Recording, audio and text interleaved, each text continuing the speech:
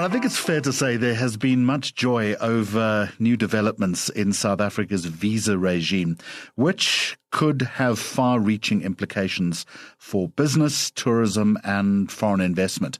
I want to look at this a little more closely with Marisa Jacobs from Xpatweb, an expert on immigration and expatriate solutions.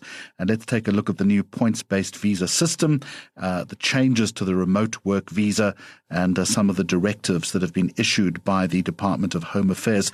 Marisa, good evening to you. And first of all, the points system. How's it going to impact businesses looking to hire critical skills in this country? It really has been a problem in the past.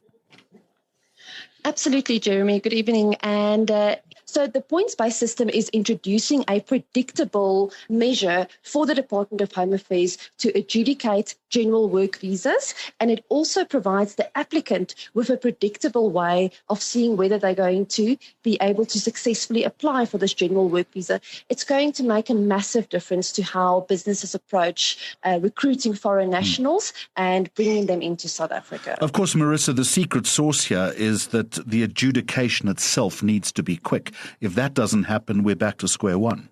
Absolutely. And what the minister is proposing through the system is that because it is simplified and more predictable, that the Department of Home Affairs officials should, in theory, be able to work through those applications in a quicker and more defined way in order to process those applications and issue those visas.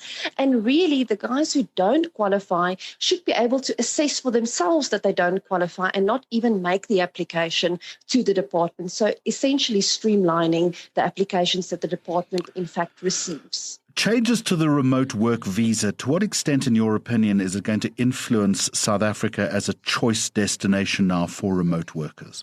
So remote working is extremely exciting. We've seen so many countries introduce it and giving exceptional feedback in terms of the growth in the economy that it has caused.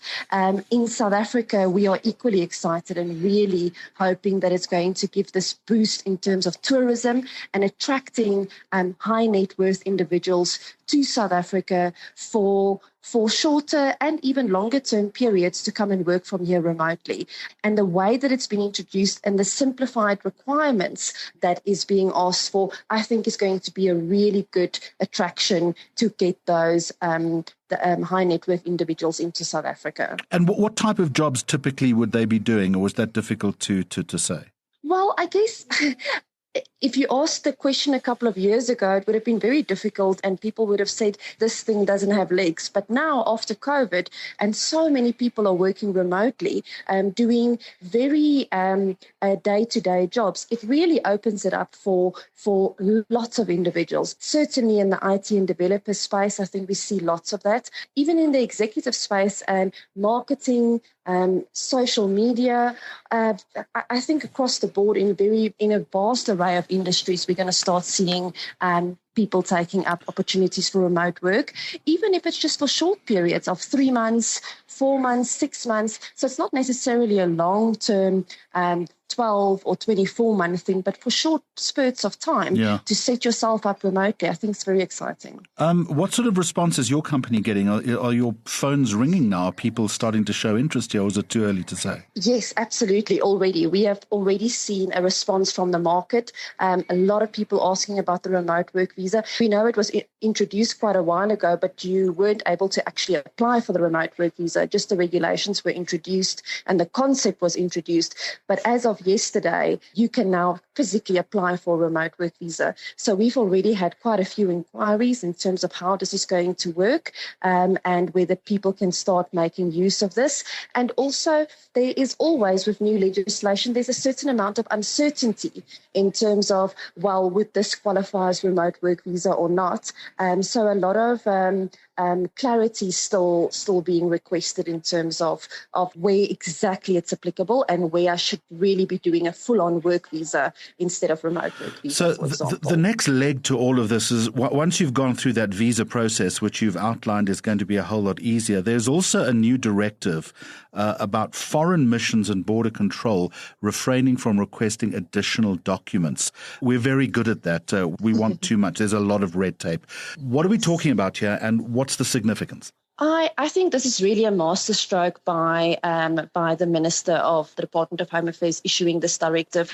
This is something that business has been complaining about for a number of years now, where there's complete inconsistencies between different embassies asking for additional requirements, sort of making up their own requirements. So even though there's Immigration Act and immigration regulations that very clearly stipulate what documents you need for what category of visa, depending on where you're applying in the world, they ask for additional documents.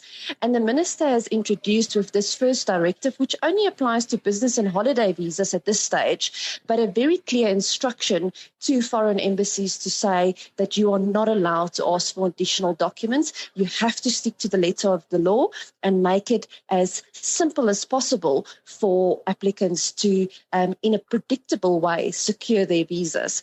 And we're really hoping that this is the first step, and he's going to roll that out for all visa categories across the board to really give business a sense of security when they're applying for those visas. Marisa, you sound very excited about this. How do you see then South Africa positioning itself in the global market for talent and tourism as a result of these changes? Are we going to see immediate benefit here? I absolutely think we're going to see immediate benefit. The minister has been very vocal about how attracting more skilled foreigners to South Africa will have an immediate impact on the GDP growth in South Africa. He's spoken about 1.2% growth if we can increase our numbers to 14,000 annually.